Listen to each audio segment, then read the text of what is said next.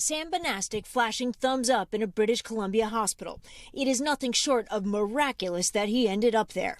According to the police, the 20-year-old left on a solo hiking trip in early October. His destination, Redfern-Kiley Provincial Park, deep within the Canadian Rockies. This time of year, the weather is unpredictable, and temperatures often plummet below zero. How difficult is it to survive this time of year in that kind of place? Well, if you don't know how, it would be extremely difficult. The wild terrain home to dangerous predators, black bears, grizzlies, and wolves. Large packs of wolves with well over 100 wolves in the packs, and they are very active hunters in that area.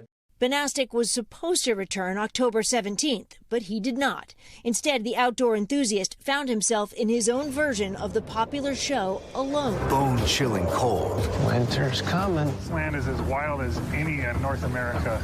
Survivalists are left by themselves in the wilderness to brave the elements and the animals. Grizzly bears. Mountain lion. Some seasons set in Western Canada. Banastic really was alone.